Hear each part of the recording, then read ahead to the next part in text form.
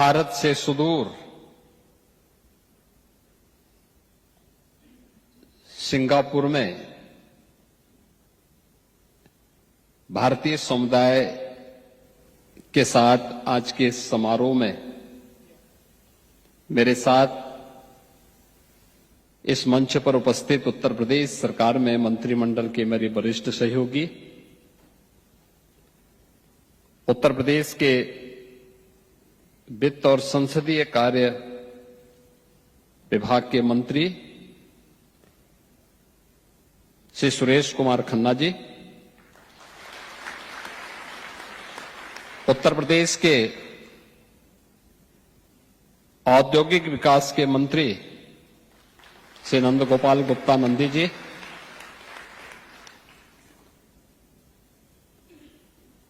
उत्तर प्रदेश सरकार के सलाहकार श्री अवनीश कुमार अवस्थी जी,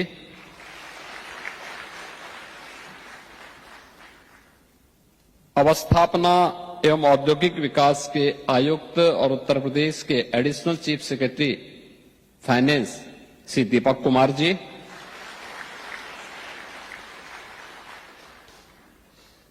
सिंगापुर में भारत के माननीय उच्चायुक्त डॉक्टर शिल्पा कंबोली जी,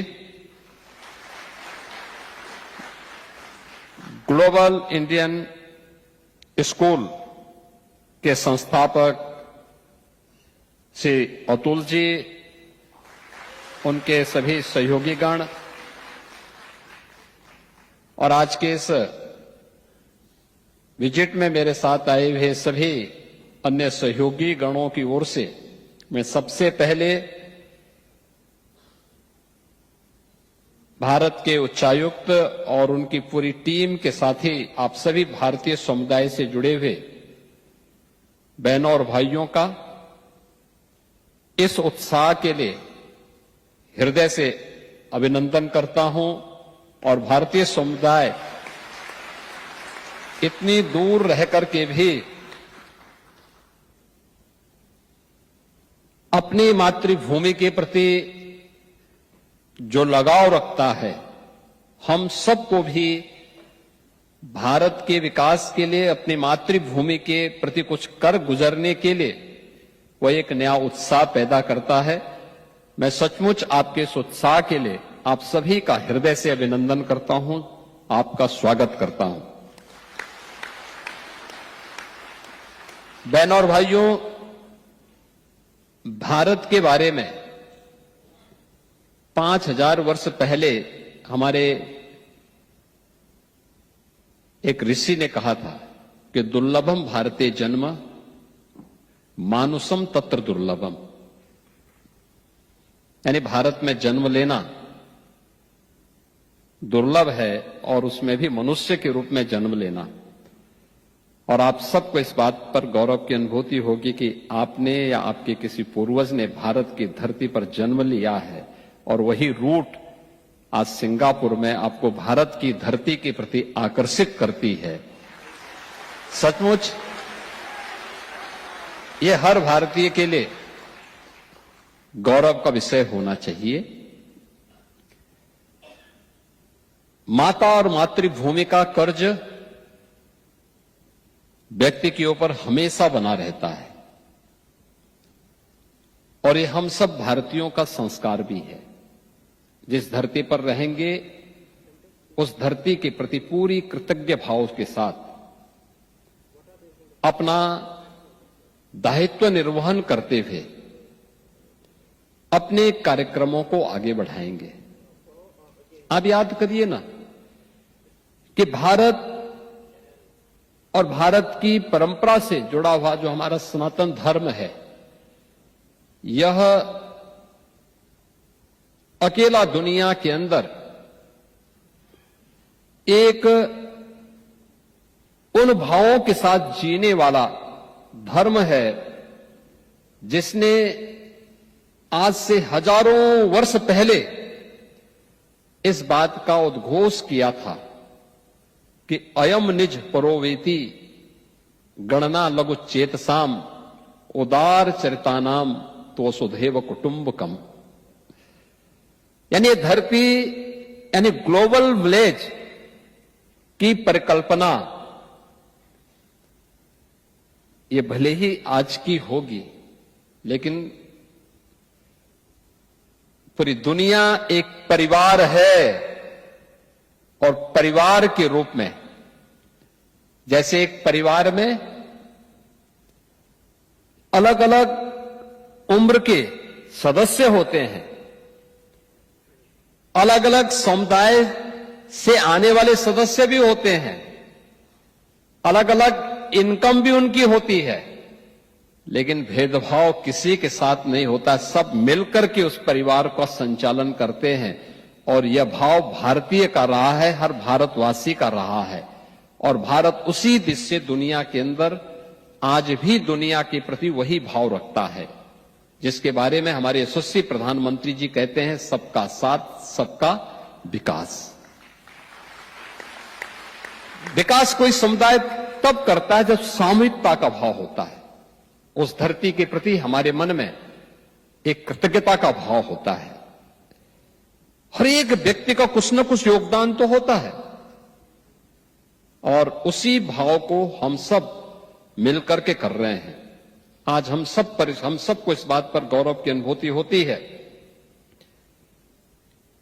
कि नया भारत आज दुनिया के अंदर अपनी ताकत दिखा रहा है। नए भारत पर हर भारतवासी को गौरव की अनुभूति होनी चाहिए।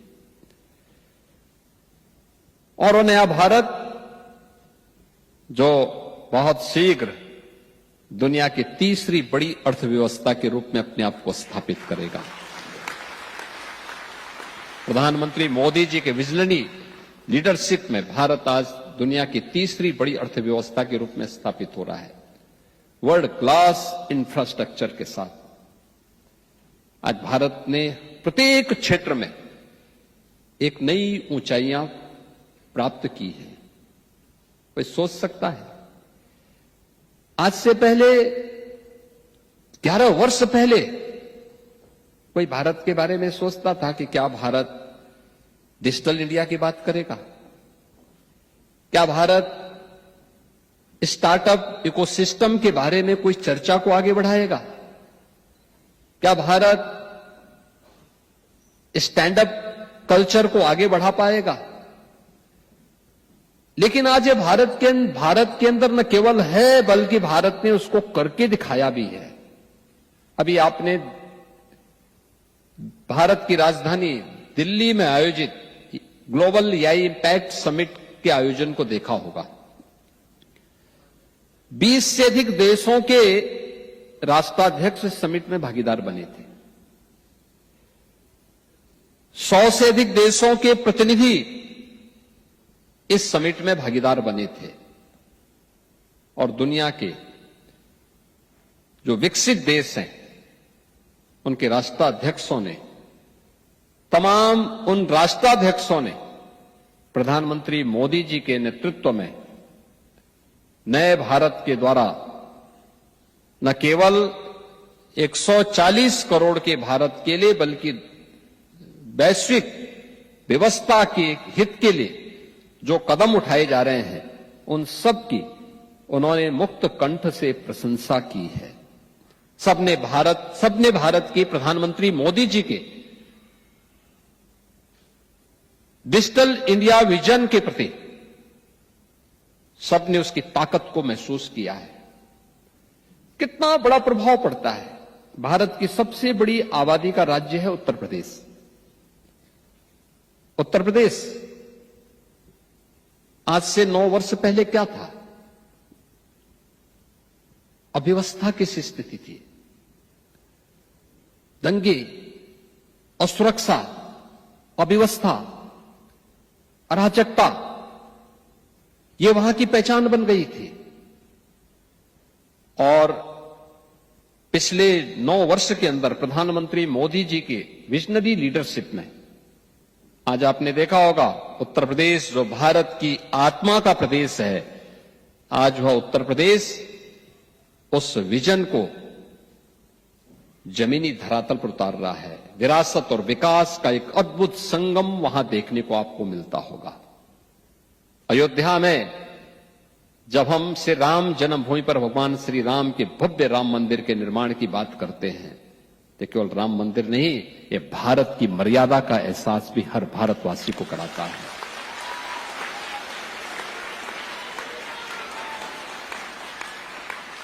जब हम काशी में काशी विश्वनाथ धाम की बात करते हैं, तो काशी विश्वनाथ धाम ये केवल अपनी विरासत को पुनर्स्थापना करने का ही कार्य नहीं, बल्कि काशी में काशी विश्वनाथ धाम भारत की शाश्वत चेतना का जीवंत उदाहरण प्रस्तुत करता है। जब हम मथुरा वृंदावन की बात करते हैं, तो मथुरा वृंदावन कृष्ण की लीला का ही माध्यम नहीं, भारत की भक्ति का प्रतीक भी बनता है। दुनिया के अंदर भक्ति कैसे होती है, उसका भाव देखना है तो मथुरा वृंदावन की भूमि उसका प्रतीक बनती हुई दिखाई देती है। और समरसता कैसे होती है, जो लोग भारत पर आरोप लगाते हैं कि भारत में भेदभाव होता है,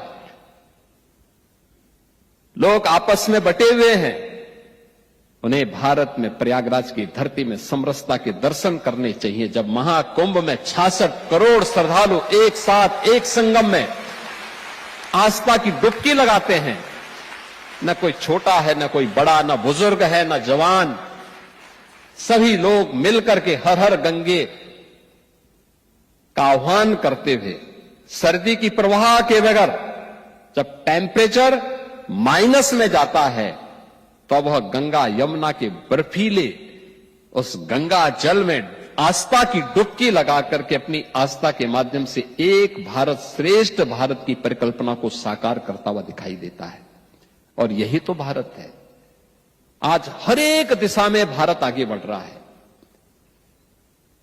और प्रधानमंत्री मोदी जी के उसी विजन को लेकर के हम लोगों ने प्रभावी क्रियान्वयन के लिए जो रणनीति अपनाई, इसका परिणाम है कि हमने पिछले 9 वर्ष के अंदर उत्तर प्रदेश की अर्थव्यवस्था को 3 गुना करने में सफलता प्राप्त कर दी है। यानी कृतज्ञता का भाव अपनी मातृभूमि और अपनी भूमि के प्रति जब होता है तो सफलता प्राप्त करने में देर नहीं लगती। हमने 3 गुना बढ़ाने में सफलता प्राप्त की है। आप देखते होंगे आज के दिन पर हम लोगों ने उत्तर प्रदेश के अंदर जो पर कैपिटा इनकम है, इसको लगभग 3 गुना पहुंचाने में सफलता प्राप्त की है।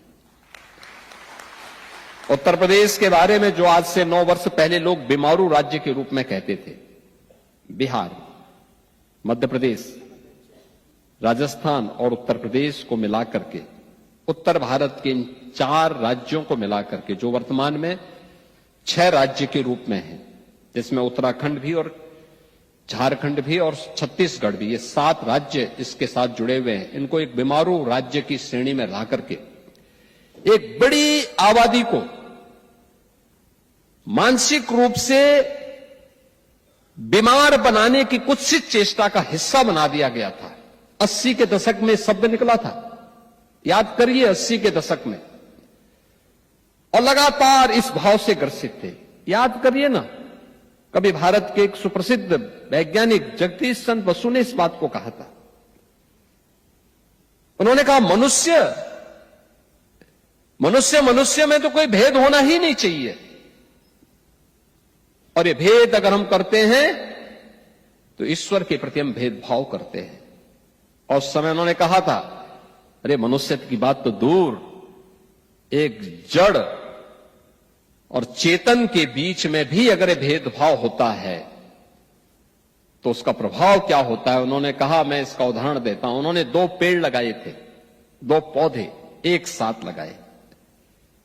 कहते हैं जगदीश चंद्र बसु ने 2 पौधे लगाए थे एक समान परिस्थिति में। एक को वे रोज जाते थे, पानी देते थे, समय पे खाद देते थे, सभी प्रकार की परिस्थितियां उसके सामने प्रस्तुत करते थे। उन्हें पुचकारते थे कि तो बड़ा होगा, फलेगा, फूलेगा, खूब आगे बढ़ेगा। तेरे आगे की पीढ़ियां बढ़ेंगी और दूसरे पेड़ को भी परिस्थिति तो वही देते थे, उसको पानी देते थे, खाद देते थे, सभी वही परिस्थिति जो पहले वाले पेड़ को दे रहे हैं, लेकिन उसको कोसते थे तो बड़ा नहीं हो पाएगा, तो मर जाएगा, तो बीमार है, तो निकम्मा है, तो कुछ नहीं कर पाएगा। उसने देखा एक समय तक दोनों पेड़ समान रूप से आगे बढ़े, लेकिन एक समय के बाद जिसको पुचकारते थे वो बढ़ता गया, फलने लग गया, लेकिन जिसको कोसते थे वो एक समय के बाद बड़ा तो हुआ, कुछ देरी तक बड़ा होता गया, लेकिन फिर सोखते सोखते एक ठूंठ बन गया, अंत में उसकी लीला समाप्त हो गई। और यही अगर एक पेड़ के साथ हो सकता है तो जीव और उसमें भी मनुष्य के साथ जब भेदभाव होगा तो उसकी स्थिति भी यही होती है। हम सबको इस बारे में ध्यान रखना होगा कि भारत कभी भी इन बातों को प्रोत्साहित नहीं करता है, कभी नहीं करता है। और अगर आपको देखना हो, हमारे पर्व और त्योहार उस बात के उदाहरण हैं जहां पे एक समरसता हम सब के बीच में दिखती है। और पर्व त्योहार के पीछे की मान्यता भी यही है, सब एक साथ मिलकर के, एक छत के नीचे मिलकर के उस आयोजन में सहभागी बने। उसके पीछे का उद्देश्य भी यही होता है। आज भारत गर्व के साथ कहता है कि भारत अब एक भारत भी है और श्रेष्ठ भारत की भी अपनी यात्रा को लेकर के आगे बढ़ रहा है। और एक भारत श्रेष्ठ भारत की इस नई यात्रा के साथ हर एक भारतीय को जुड़ना चाहिए, हर प्रवासी भारतीय को जुड़ना चाहिए। हमारा दायित्व है, जिस धरती पर रहते हैं उस धरती के प्रति अपने कर्तव्यों का निर्वहन भी ईमानदारी पूर्वक करें। कोई हम पर उंगली न उठाए, हमें शक की निगाहों से न देखे, लेकिन साथ ही साथ जिस मातृभूमि के साथ हमारी पूर्वजों का संबंध है उसके प्रति भी अपने कर्तव्यों का निर्वहन करने के लिए सदैव डट करके हम कार्य करेंगे तो सचमुच एक नई प्रेरणा प्राप्त होगी। अभी मैं यहां पे इंडिया ग्लोबल स्कूल के इस कैंपस में जब आया, और मैं सचमुच अतुल जी आपको और अपने हाई कमिश्नर महोदय को इस बात के लिए धन्यवाद दूंगा।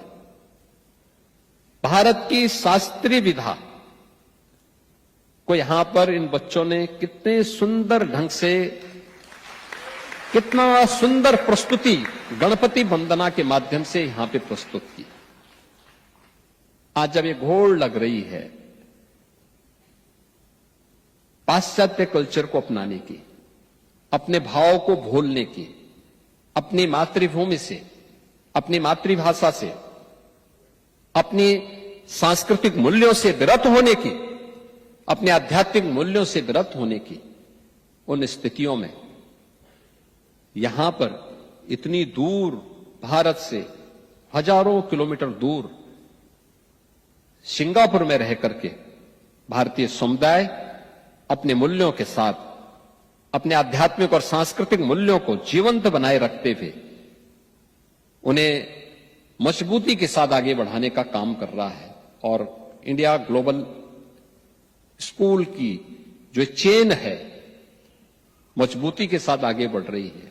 अब अतुल जी लखनऊ में भी अपना इन्वेस्टमेंट करना चाह रहे हैं।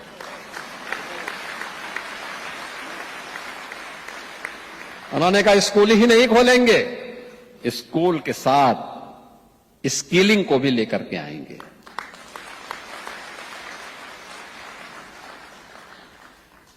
और उस स्किलिंग का एक नया सेंटर, नई सोच के अनुरूप, याद करिए ना, दुनिया जब कोविड के कालखंड में त्रस्त थी तब मोदी जी भारत को लीड करते हुए कोविड से भी लड़ रहे थे और भारत को विजन के रूप में उन्होंने एक नई कार्य संस्कृति को आगे बढ़ाते हुए उस समय नेशनल एजुकेशन पॉलिसी 2020 भारत के अंदर लागू की थी। आज उसके परिणाम दिखाई दे रहे हैं। परंपरागत कैरिकुलम के साथ ही, उस कैरिकुलम के साथ ही भारत अप स्किलिंग के लिए भी कार्य करेगा। स्कूली पीरियड से ये सारे कार्यक्रम एक साथ चलेंगे। आज जो सफलतापूर्वक लागू हुए हैं, निरंतर आगे बढ़ रहे हैं, और मुझे अच्छा लगा इतना शानदार कैंपस इंडिया ग्लोबल स्कूल का यहां पर देखने को मिला है। दुनिया के 11 देशों में 65 ऐसे कैंपस अतुल जी के प्रयासों से, उनकी टीम के प्रयासों से अब प्रारंभ होकर के उनकी इस ताकत का, जिसमें न केवल वहां के स्थानीय जो वहां के एजुकेशनल सिस्टम है उसको तो अपनाया ही गया है, लेकिन मुझे अच्छा लगा कि यहां का ये कैंपस भारत के सीबीएसई बोर्ड के पाठ्यक्रम को भी यहां पे यहां के बच्चों को पढ़ाने का काम करता है। एक नई दिशा में हम आगे बढ़े हैं और हम सबको इस दिशा में आगे बढ़ना चाहिए। मैं आज के इस अवसर पर आप सबको इस बारे में अवगत कराऊंगा। उत्तर प्रदेश ने अब आधुनिक इंफ्रास्ट्रक्चर के साथ ही आज की जो आधुनिक टेक्नोलॉजी है उसके एक नए हब के रूप में अपने आप को स्थापित करने में सफलता प्राप्त की है। आज भारत के अंदर एक्सप्रेस वे का 55% एक्सप्रेस वे उत्तर प्रदेश के पास है। भारत का रेल का सबसे बड़ा नेटवर्क उत्तर प्रदेश के पास है। भारत के अंदर सबसे ज्यादा सिटी में मेट्रो पब्लिक ट्रांसपोर्ट की सेवा उत्तर प्रदेश के पास है। भारत के अंदर सबसे ज्यादा एयरपोर्ट भी आज उत्तर प्रदेश के पास है। और अभी अगले ही महीने प्रधानमंत्री मोदी जी के कर कमलों से उत्तर प्रदेश का नोएडा इंटरनेशनल एयरपोर्ट जेवर, ये जो भारत का सबसे बड़ा एयरपोर्ट बनने जा रहा है, उसका उद्घाटन भी प्रधानमंत्री मोदी जी के कर कमलों से होने जा रहा है। यह न केवल पैसेंजर के लिए बल्कि कार्गो के भी सबसे बड़े केंद्र के रूप में उभरेगा। बहुत बड़ा सेंटर बन रहा है, उसको हम आगे बढ़ा रहे हैं। भारत के मोबाइल फोन के 55% मैन्युफैक्चरिंग उत्तर प्रदेश के अंदर हो रही है आज के दिन पे, और इलेक्ट्रॉनिक कंपोनेंट का 60% मैन्युफैक्चरिंग यूपी के अंदर हो रहा है। अब वह दंगों वाला यूपी नहीं है। अब उत्तर प्रदेश के अंदर न कर्फ्यू है न दंगा है, अब यूपी में सब चंगा है।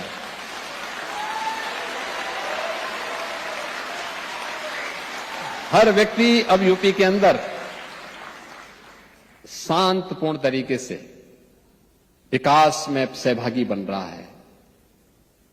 और महाकुंभ की सफलता के बाद आपने देखा होगा, गत वर्ष उत्तर प्रदेश में 156 करोड़ पर्यटक आए हैं।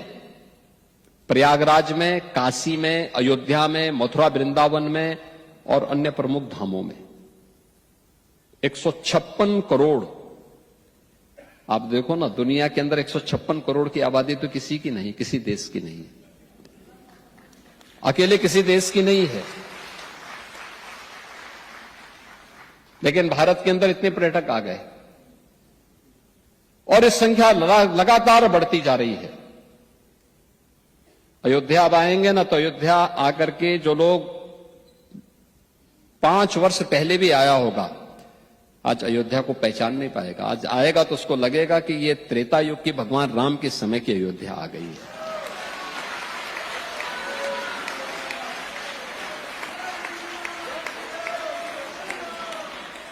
आप काशी में अब आएंगे तो काशी फिर से आपको देवादिदेव महादेव किस अनुभूति का एहसास करा देगा। हर हर महादेव की गूंज वहां दिखाई देती है। ये काशी उस रूप में आपको देखने को मिलेगी। मथुरा वृंदावन हो, प्रयागराज हो, बौद्ध परिपथ हो या फिर जैन सर्किट, बौद्ध तीर्थ स्थल, सूफी परंपरा से जुड़े हुए स्थल, ये सभी मजबूती के साथ यूपी की एक नई पहचान को आगे बढ़ा रहे हैं। या फिर देश की स्वतंत्रता आंदोलन के दौरान वे ऐतिहासिक कार्यक्रम, उन सबको भी हम आगे बढ़ा रहे हैं। इतना इन्वेस्टमेंट यूपी के अंदर वर्तमान में, हम फिल्म सिटी भी बना रहे हैं, मेडिकल डिवाइस पार्क बना रहे हैं, फार्मा पार्क बना रहे हैं, अपैरल पार्क बना रहे हैं। अभी 3 दिन पहले आपने देखा होगा सेमीकंडक्टर की यूनिट ये यूपी के अंदर स्थापित हो रही है।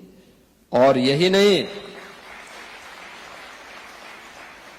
कल आपने देखा होगा भारत की पहली रैपिड रेल और मेट्रो मेरठ के अंदर 7वीं सिटी के अंदर कल हम लोगों ने प्रधानमंत्री जी के करकमलों से मेट्रो का संचालन भी करवाया है। भारत के अंदर डिफेंस मैन्युफैक्चरिंग कॉरिडोर भी यूपी के अंदर स्थापित हुआ है। हमारे 6 नोड विकसित हो रहे हैं और ऑपरेशन सिंदूर के अंदर जो ब्रह्मोस मिसाइल दागी गई थी ना, वो लखनऊ की ही है।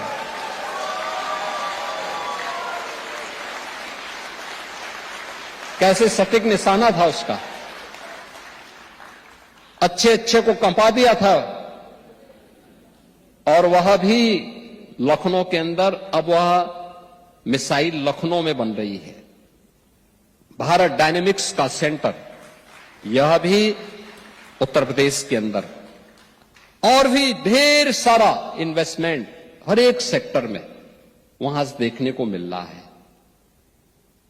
मैं आप सबको आमंत्रित करूंगा उत्तर प्रदेश में इन्वेस्टमेंट के लिए, उत्तर प्रदेश में पर्यटन के लिए, उत्तर प्रदेश के अंदर किसी भी अन्य सेक्टर के प्रति, जिस भी फील्ड में, चाहे वह सर्विस सेक्टर हो या फिर किसी भी अन्य इन्वेस्टमेंट की दिशा से किसी भी अभियान के साथ आप जुड़ना चाहेंगे। 34 से अधिक सेक्टोरल पॉलिसीज यूपी ने वर्तमान में हमारी कार्यरत हैं। 75,000 एकड़ का लैंड बैंक यूपी के पास है। बड़े हम लोगों के पास क्लस्टर लैंड के अलग अलग स्थलों पर हम लोगों ने तैयार करके रखे हुए हैं और वहां पर विद्युत की अनवरत सप्लाई करने के साथ ही सुरक्षा का बेहतर माहौल भी है। किसी प्रकार का कोई भय नहीं। हां, 9 वर्ष पहले बेटी स्कूल जाने में डरती थी। अब तो उत्तर प्रदेश में नाइट शिफ्ट में भी महिलाएं काम कर रही हैं, ऑफिस में भी और उद्योग में भी।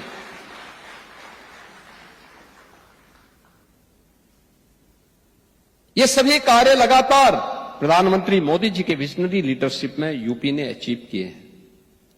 और इसीलिए मुझे अवसर मिला तो, यद्यपि आज सुबह ही हम 6 बजे पहुंचे और 6 बजे पहुंचने के साथ ही 8:30 बजे से हमारे हाई कमिश्नर महोदय ने हमारी मीटिंग्स लगवा दी।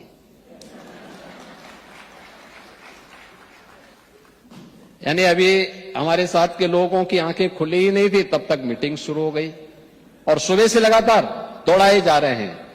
इस सेंटर को देखना है, फलानी जगह मीटिंग करना है, फलानी जगह इस मीटिंग को कर दीजिए, फलानी जगह इस कार्य के लिए इस कार्य को करना है। लेकिन उसी में से एक समय उन्होंने आपके लिए भी निकाला है। मैं उनको धन्यवाद देता हूं, आप सबका अभिनंदन करता हूं। उत्तर प्रदेश में आपको आमंत्रित भी करता हूं कि आप लोग उत्तर प्रदेश आइए। उत्तर प्रदेश में आप सबका अभिनंदन है। उत्तर प्रदेश भारत की आत्मा का प्रदेश है, आप सबका अभिनंदन है। आज के इस अवसर पर मैं एक बार फिर से आपके इस उत्साह के लिए आप सबको मैं हृदय से अभिनंदन करता हूं। अभी अगले माह के प्रारंभ में ही होली आ रही है, होली की शुभकामनाएं भी आप सबको मैं देता हूं।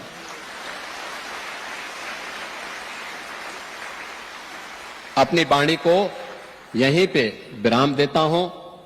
आप सब मेरे साथ बोलेंगे, नमः पार्वती पतिये हर हर, नमः पार्वती पतिये। जय जय श्री राम।